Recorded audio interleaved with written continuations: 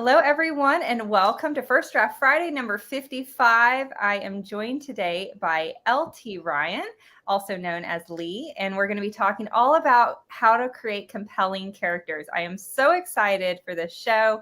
We had a little bit of tech hiccups with the last one, so this is our reattempt. It is going to be fantastic. So thank you so much for everyone who came back.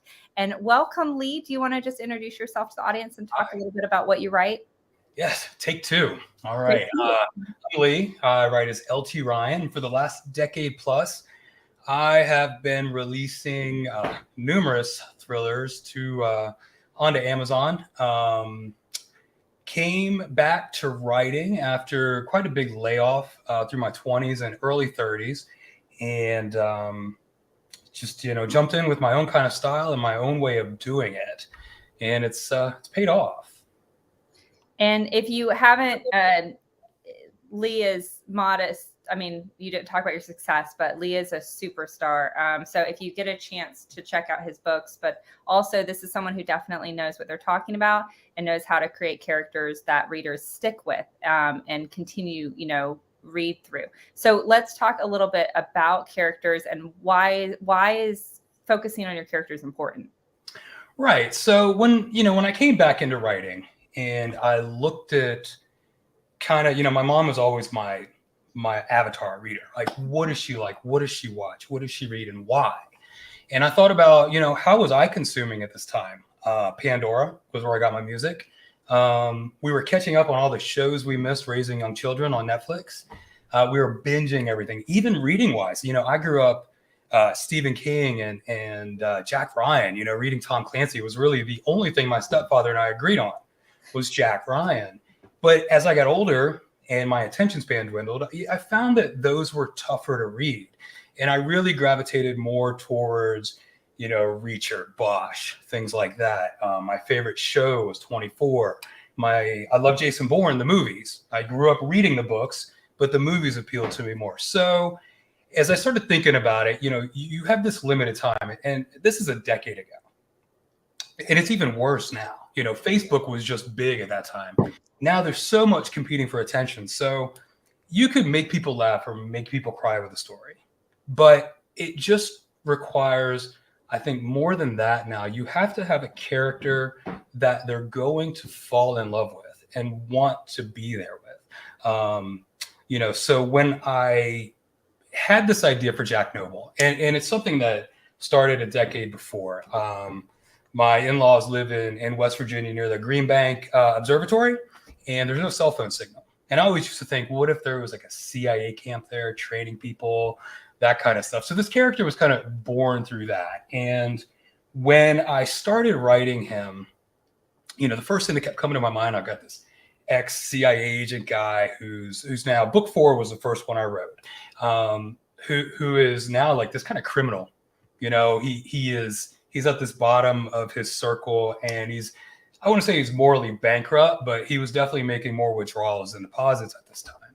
And so he's got this meeting with a criminal boss who wants him to do a job or complete a job. And there's a little girl, right? So I'm right there thinking, like, what's going to capture my mom's interest if I write this story? And so he stops in the middle of all this to help this little girl. When we do book 1, what is now book 1, it's a different place in his life. He's still got some idealism left in him. He's much younger, and he is basically the all-American boy who is going to lose his innocence, in a sense. And so he's in, the story starts off like 2002. He's in Iraq when most of the focus is on Afghanistan. And him and his partner are kind of just doormen for the CIA.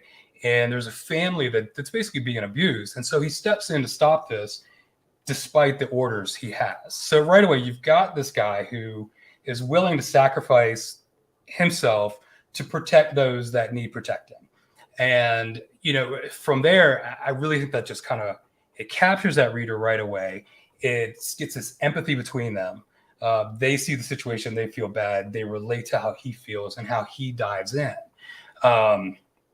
So, what they call it, like the pet the dog or save the cat kind of moment that you can have. And a lot of times it's going to come later in a thriller. And for me, with the way these books open, it just seemed really natural to have him do that. And so the character himself is not necessarily a reacher or a boss. He's an act first, think second. He's more likely to run his head through a door than knock on it and ask you a question. He's balanced out by his partner through a lot of the books in Bear, who is a big, gigantic guy, more willing to use his brain and solve a problem. And the two play off each other very, very well. And as we go through this series with Jack, once you get into book 4, it's mostly a continuing saga. And his growth as a character, we have the startup here in this fall that happens through the first 3 books. Then he's at the bottom, morally bankrupt. And so now it's a redemption cycle coming back. He learns he has a daughter. He's taking care of his friends. He loses people. People die throughout the series. People come and go. And the things that drive him tend to be this fear of losing what he's hoping the end goal is. And as he has a daughter, it's being with her, getting her to a safe place, escaping this life that he has. And he finally gets there, and he's just pulled right back in, has no choice, has to give her to his brother. They disappear. And so he's always constantly going. And, the readers, a decade we've been doing this series now, and it's going on book 15. And they still, when they pick it up, it's like, it's home. And I think that's more. Let me ask you a few questions. So you said the first one you wrote was book 4, and was it always going to be book 4, or was it a later thought to go through and add books beforehand? Yeah, so I jumped into this, just jumped into it. I don't go too much in my background, but basically the company I had left my job for collapsed overnight. And I had time, and I was like, I had a friend who was doing this and having some success at it, and they knew my background, and they were like, do it. So I did it. And at the time, I think it was if you remember, like Johnny, Sean, and Dave had a podcast. I think they're Sterling and something now. And they were releasing in this episodic format. So I released that book in 5 100-page installments. I didn't know what I was going to actually do with it. Yeah, I remember. This was all the rage. And and I just 13, 14, 15. 2012, 13. Yeah. It just connected with me so much. So then I was like, well, people were finding this, and I was having a little bit of success early, and they wanted to know more. So I did the prequel book, which was now book 1. So it was going to be 2 series. It was a mess, and I wrote out of order, and I eventually tightened it all up. And for some people, it never mattered because, by the time when it really, really broke out, most of it was lined up. So yeah, there wasn't any rhyme or reason as to why I did it. I just kind of did it that way. And so how much did you know about your main character in the beginning? Like, was he fully formed? Did you know he had a daughter and that was going to come out later? Or how much did you know, and how much did you just kind of discover through the process? This character is probably the most interesting one because he was around for so long in my head. It's a combination of various characters I've enjoyed reading, along with my own personal experience, my personal spin, things I wanted to do.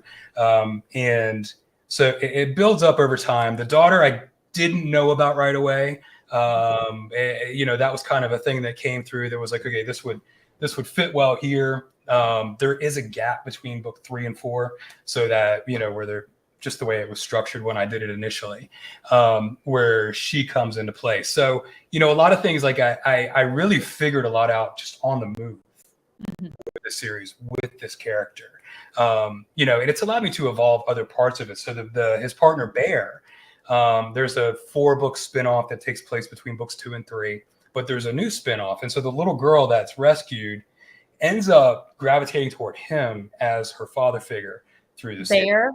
Through Bear. Okay. And he really just kind of latches onto it and takes over doing that. And so I decided we wanted to spin this off and make it its own series. I mean, say it this way, Reacher with a Kid, which I told the film agent who sold the Reacher books into Hollywood, that, and he got a kick out of it. But so, you know, we have this is a fun one to do with character, because we have this child who went through a lot of abuse and just a lot of horrible situations, like you would do in a thriller. And this other character, they're kind of spurred off by an event in book 13 onto their own. And it's a cool evolution, because she ages 2 years, or a year every 2 books is how I'm doing it. And so we see like the ticks and the things that she's developed over this. We get to see how she has to handle being around kids again when she goes to school, how she deals with the pressure from people, and just trying to grow up. I mean, she's 14, you know, and as a father who's done 14 twice with daughters and about to do it again, it is a tough time, and you're balancing this act as a father. So, you know, we have a character that's been around for a decade, and we're reinventing him here. We are showing these parts of his mind and how he deals with raising a child, balances that with keeping her safe. He's not going to raise her like a normal kid, but turn her into, you know, basically after 10 books, she's going to be off on her own in a series there, continuing that growth. That makes perfect sense. And it is hard, I would think, to have 15 books with a single character. So when you're looking at building your characters, and when you talked about how important characters are, you have side characters in addition to those main characters, and you have a lot of characters dying. So what do you think about when you're creating the rest of the cast? Like when you're creating with her, are you doing a lot of character development before you start writing, or does most of your character development come out as you write? Yeah, there's a little bit initially. I don't like to overdevelop, because I you know, there's something that they're going to reveal to me too. You know, they start to form in here. With Jack, you know, like I have multiple images of him, more so in the third person point of view stories. When it's first person, you know, I'm just right there, sitting through it, hearing everything. But as I bring a new character in, I want them to counter him in some way when I'm working with him, just because he is so one-sided on his purpose, what he's doing. And then they kind of grow off that interaction. I'm doing that right now as I'm working through the next book, as he's the job that he's got, and how that all plays out with this new character, who will become another kind of, not sidekick to him, but a balance. You know, like sidekick. I like a opposite side of the same coin, dice, you know, however you want to phrase it there. So it helps to create side characters that will conflict in some way with the main character and help them. That's great. Same thing with the antagonist, right? It's their total opposite. But if you do chapters in that antagonist's head, it really gives you the opportunity to draw the reader into that person. Because if you remember that every character in a story is the main character in their own story, I like that. Then it really gets in there. And I have a tendency to, when I kill a bad guy, to like make him human, make you start to like him, make you see him as a real person, and then he's gone. And then he's not all the time, but I try to do that. You know, and so the biggest thing is that hook with anything. You know, you've got to have that hook. Your story has to have that hook. The character has to have that hook. And in these, it's always been easy to get that going, because they're explosive action thrillers. So with Hatch, it was a little bit different. You know, the Hatch character came from me and Brian, and we kind of stole from an idea he had and an idea I had for the Clarissa character in Noble for her series. So wait, Brian is a co-writer? Brian Shea is my co-writer on the Hatch series. Okay. And we had these two different ideas that we were able to merge together. And we created this story based around, I don't want to say female Reacher, but it's that kind of, she's a drifter, former military, a strong moral code to defend those that can't defend themselves. Won't let any wrong situation stay wrong. But she's a much more pensive character. She's always in her head. She's always stuck in her head. And so this one opened up, it's more mystery based. So this one opened up with the scene of the crime, basically. And this event is what draws her back to the town she grew up in, and she hadn't been there in 15 years. And it's her twin sister's death. And so we open up with that, with the discovery of the body, and then a sheriff, and finally we get to her, and she's on a plane. And so there's very minimal action with her for the first 8,000 words in the beginning. And it's like, this isn't right. We've got to do something that get the audience hooked on her right away. Show her code, show that she's a badass, because she is a badass. Keep her human. Make sure that she is a real female. That's always the number one thing with my female characters. I want the women reading it, especially as a man, right? Yeah. And so we added an opening scene, which is just her on her way before she finds out, and takes care of somebody in a bar. A guy who's being abusive and does what she does best. And then when we jump in her head, now we see this softer side, her thinking, when she gets there and she meets her niece and nephew she's never met, all these feelings, when she sees her ex-boyfriend in town, all the feelings that come in. So with her, we're drawing people in initially with that hook, but then we're really capturing the audience as they relate to her thought process. And one of the things I love is how many men that email and say, this is my favorite character now. Mm-hmm. It's such a good job to be able to do that. And I think there's a lot of lessons learned along the way with growing up with Noble, the shorter Mitch Tanner series and the characters in that, that, kind of figured out how we could do this, how we can structure the arc of the character a lot better than I did with Noble, which was off the cuff in the beginning. And I needed, since I started with book 4, it's like, okay, I got to take him from this all-American boy to someone you definitely don't want to run into in a dark alley, and then bring him back.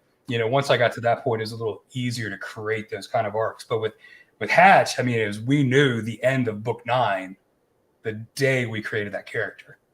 Mm-hmm. And it's that upset a lot of people at the end of book 9. So if you read the series, look, it's not my fault. It was Rachel. So, but we have a few questions. So is it cool if we knock out a couple questions? So one question is, you write a lot, it seems like kind of on the fly and figuring out your books and plots as you go. Do you ever hit a block when you're going through that process? Oh, yeah. And that's why, the number one thing for me now is collaboration. What collaboration has done, what it's opened up for me is absolutely amazing, because, you're always trying to find that 5th or 6th idea for your plot twist. You're always trying to put your character in this new kind of danger or new situation, while always maintaining, in more tropier genres, hitting that trope, right? Mm-hmm. And mystery thriller, hitting that structure that's got to be nailed down. And I have found that working with others, whether my stuff individually, co-written stuff, or the people that we work with outside, helping them create characters, it goes so much faster and it gets you through. When I write Noble, I still go back to this. I just want a couple chapters and go. Yeah. But everything else, I now do want a little more structure with how we're developing up front, how we have the character.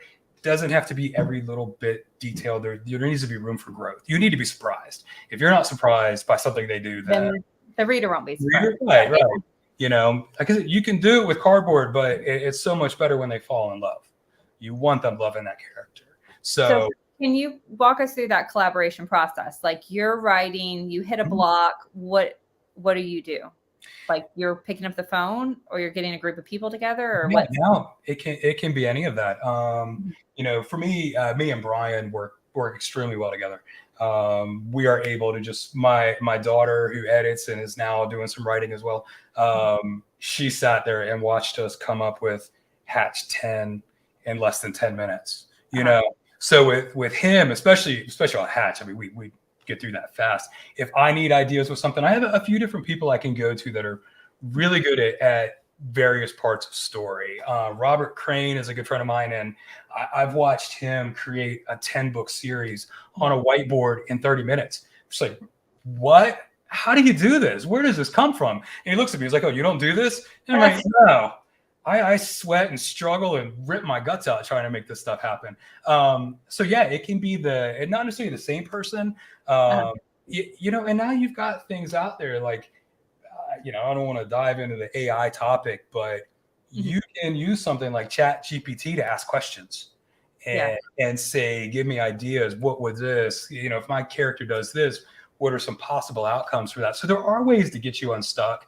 But I think getting another creative person and just start talking it through, it speeds up the process, helps you come up with ideas faster. And it really, for me, what it did was it just reinvigorated my creative process, how creative I felt, and how much I wanted to really get back into producing more, and the pandemic limiting travel helped too, but it forced us all to be. A Facebook user said, how do you create realistic dialogue with your main character? Right. So the dialogue, it's going to depend on the series and the situation. There are times where you need to bring it down, where you can have more natural kind of conversations. I like riffing. I like when the characters riff. I like short back and forth, cut out fluff, especially, for me, it has to do with the pacing. And yeah, I'm not going to go literary with it. Like every piece of dialogue has to do all this major lifting. I mean, your characters are in situations, they're going to talk, they're going to figure things out. But it's eliminating the boring stuff, especially, and, talk it out too. When I was experimenting with, dictating, and I got pretty good with it. And I did find that it made things simpler and more direct. I did one book using both, and I couldn't tell whether I wrote or dictated except by how convoluted the sentence structure would get when I typed. So for natural, think about it. Yes, a lot of us have a tendency of, we need more commas. Oh, we need to reverse our clauses. We need to make this sound headier. The reader doesn't care. They're not poring over, unless you're literary, they're not poring over every single word you're putting out, right? It's the tone, it's the feel, it's the pacing. And the dialogue, you keep it snappy, let it do some lifting, but let it be natural, like you're saying. And if you're having trouble with that, speak that conversation out, record it into a voice recorder on your phone and play it back and type from that. And just try dictating it and see if it's different than what you type out. I love that. Kit from YouTube said, biggest mistakes you see writers make in creating characters? I would think the biggest mistakes you could make, I think it goes back to, your main character, you should have a good bit of knowledge about, right? And loving them. But going back to that, this person is the star of their own story, right? Why? What's their background? What's their situation here? So trying to add just a little bit more layer to the supporting characters that matter. As far as the other mistakes that you would make, just not making them real enough to you that they're going to be real to the reader, and the whole, like the surprise.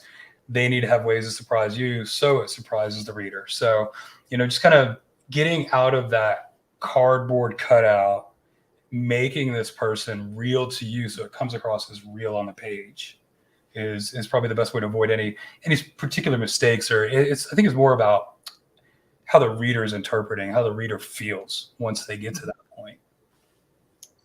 That's great. Chris said, you mentioned Netflix movies, but in helping you to write, there's a lot of exposition in movies all at once. How much exposition is too much at any given time while writing a novel? So first, can you explain your interpretation of what exposition is? Right. Just how much more time we're setting up, setting up all the extra elements we're adding in to the background, creating, so for me, genre plays a big part in this too.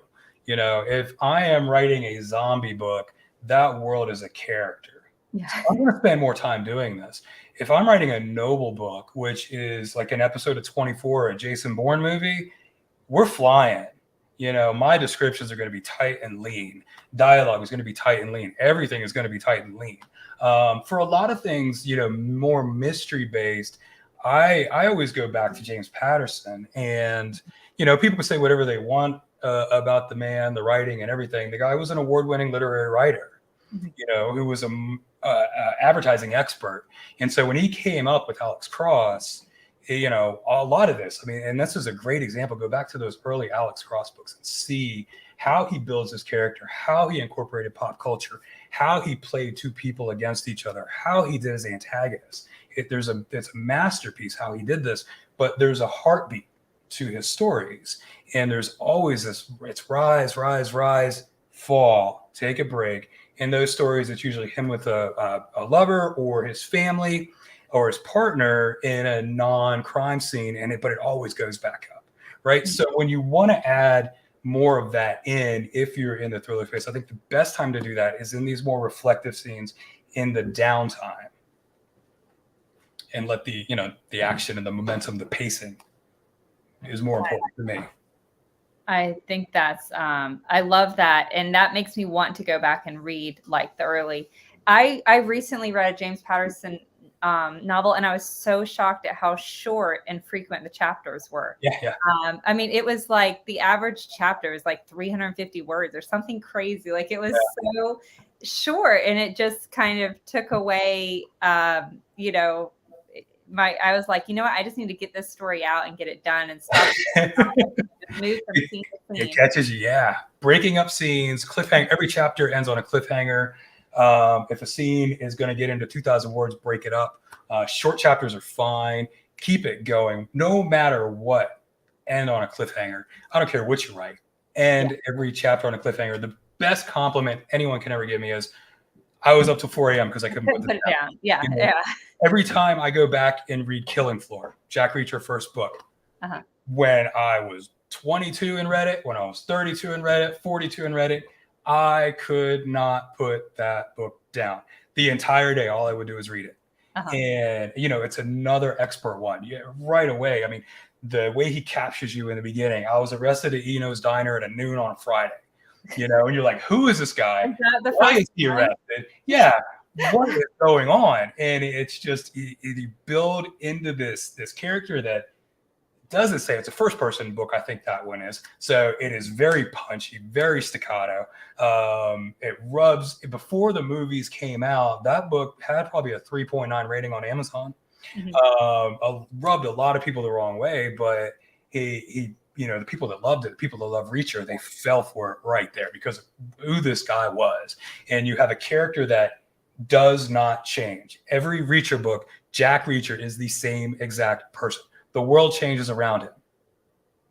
Well, let's talk about that for a minute, because there's this whole, there's so many rules of writing and things like that. And one is that your character has to have this dramatic change, from page 1 to the end. Yeah. And that, of course, is impossible if you have a continuing series. But what is your emotion on that? Because like you just said, Jack Reacher is Jack Reacher, tried and true throughout. So, Rachel hatched, all the questions that came in after book 9, and it was, it's kind of this look. This character is sort of like that. She is stuck in who she is. She is emotionally stunted, developmentally stunted. It takes true pain and loss for her to change, and so it takes 9 books to really get a significant change in this person. I'm a big fan of James Scott Bell's indie books on writing, especially for thriller writers. I don't like a lot of craft books because they're so bloated, boring, so much and boring. He keeps it on pace and really cool. And so for thriller, I use his superstructure as my basis. And he has a thing called writing your book from the middle.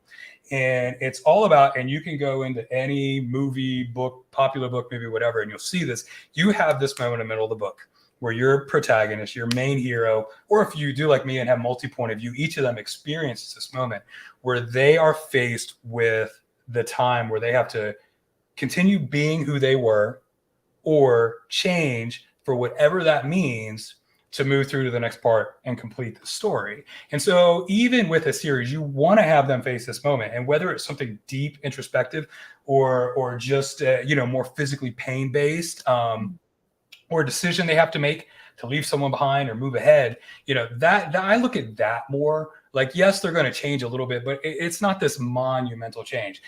If I were to write a standalone for Thomas and Mercer or something, it'd be completely different. Like, I'd probably do more like a Harlan Coben style standalone, where it's obviously they're really twisty, but this person's life is a complete disarray when you get to the end. Even though they figure out what happened, they are changed forever. In an ongoing thriller like this, those events are much more impactful. So I think you do have to kind of stretch it out. Otherwise, you have to choose your moments. I mean, you don't want your character just, completely. I mean, like you said, you have to pick your moments and build up to them, and they have to have weight. And if that takes 9 books to get there, then well, we are already out of time. So thank you so much to everybody who joined us. Thank you for your fantastic questions and comments. I'm sorry we didn't get to all of them, but it was really great seeing you guys. And thank you so much, Lee, for sharing your information. If this great information, if they have not read you and they want to jump right in, where would you suggest they start with one of your books? A Noble, you could see something how I've done it over time. Hatch, you could see how the changes in the development of that character compared to someone like Noble. Or if you'd like to see it as we do it, the new Maddie Castle series that just came out is a combination of Noble and Hatch, I think, in a way. But here I'm taking a character that's former law enforcement in a very dark place in life, is hooked on painkillers, and is kind of tough and gritty. And you're going to see this evolution of this character as she restores herself. So that'd be a fun one to kind of follow along and see if, as the book comes out, once you pick it up, do you remember that character from before? Oh, did I blank for a minute? I lost you for just a minute, but I think, I think we're good and we're back, and that made sense. What I heard all made sense. So thank you so much, Lee. Thank you for everyone joining us. We'll be back in 1 week with another First Draft Friday, and then we'll be back to our every other week schedule. So thank you so much, Lee. Thank you so much to the audience. And if you guys have not checked out Marlowe yet, be sure to swing by authors.ai and give our artificial intelligence Marlowe a try. You can run your report and get a report on your manuscript for free. So check her out there. Thank you all. Thanks, Lee. Mm-hmm.